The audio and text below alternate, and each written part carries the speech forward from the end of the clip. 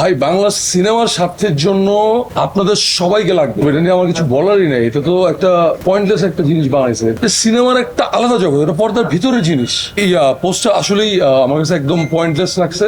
তো অবশ্যই, কিন্তু জিনিসটা হচ্ছে যে আমার কাছে তো এই পোস্টটাই অনেক পয়েন্টলেস লাগতেছে। ইনফ্যাক্ট এটা নিয়ে আসলে মানে কি বলবো, এটা নিয়ে আমার কিছু বলারই নেই। এটা তো একটা পয়েন্টলেস একটা জিনিস বানাইছে। এটা আমি এখন কত কিছু শুট করবো, রাইট? আমি এরকম শুট করবো যে একটা মানুষ মার্ডার করে ফেলতেছে, দ্যাট ইজ নট রিয়েল, তাই না? এটা তো সিনেমা, ওটা একটা সিনেমার কাল্ট। আমরা সিনেমাতে একটা কাল্ট, একটা জগৎ ক্রিয়েট করার ট্রাই করি। কখনো কখনো ওইটা আমরা ইন্সপায়ার্ড বাই ট্রু ইভেন্টস হই, তখন ওটা আমি সত্যি রাখি। বা বায়োপিক হইলে, this is not a biopic, right? হয়তো সামনে আমরা এরকম বায়োপিক বানাবো, আমাদের দেশে যদি এরকম লিজেন্ডারি মানুষজন ক্রিয়েট হয়, তখন আমরা ওদেরকে নিয়ে বায়োপিক বানাবো। এটা তো আর বায়োপিক না। তো আমি তো রিয়েলিজম থেকে কোনো কিছু তো না। সিনেমার একটা আলাদা জগৎ, এটা পর্দার ভিতরের জিনিস। পর্দার বাইরের সাথে ওইটার ভিতরের সাথে আসলে ওইরকম কোনো কানেকশনই নেই। আর এই পোস্টটা আসলেই আমার কাছে একদম পয়েন্টলেস লাগছে। যারাই বানাইছে আমি তাদেরকে রিকোয়েস্ট করবো এরকম টাইপের জিনিসপত্র না বানাতে। আমাদের এখন টাইম হচ্ছে টু টক পজিটিভিটি। নেগেটিভিটি নিয়ে কথা বলার কোনো টাইম নেই আমাদের এখন সবাই মিলে ভাই বাংলা সিনেমার স্বার্থের জন্য আপনাদের সবাইকে লাগবে। কারণ একটা জিনিস চিন্তা করেন, আমার মতো একটা নতুন ফিল্ম মেকার, আমি এরকম স্কেলে একটা ছবি বানাইছি। যত বাজে হোক, আপনি ছবির স্কেলটা দেখেন, ছবির টেকনিক্যাল পার্টস দেখেন, ছবির সিনেমাটোগ্রাফি দেখেন, ছবির বাকি অংশগুলি দেখেন।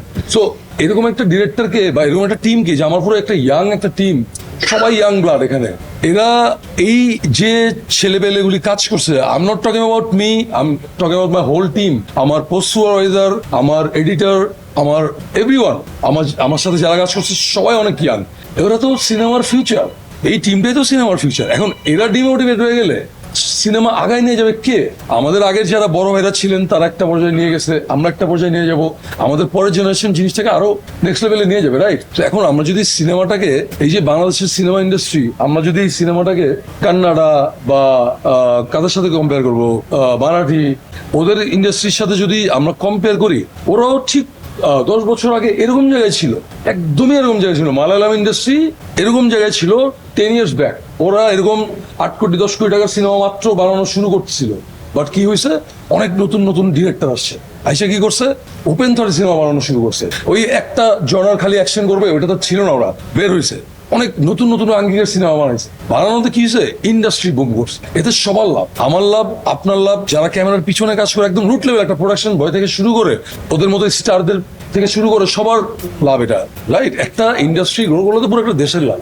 সো এই টাইমটাতে আমাদের আসলে এক থাকা উচিত। এইসব নেগেটিভিটি, এইসব নেগেটিভ পোস্ট, এগুলো আসলে ইগনোর করা উচিত, অ্যাভয়েড করা উচিত। যারা করতেছে তাদেরকে আমি রিকোয়েস্ট করবো, ভাই প্লিজ ডোন্ট ডু দ্যাট।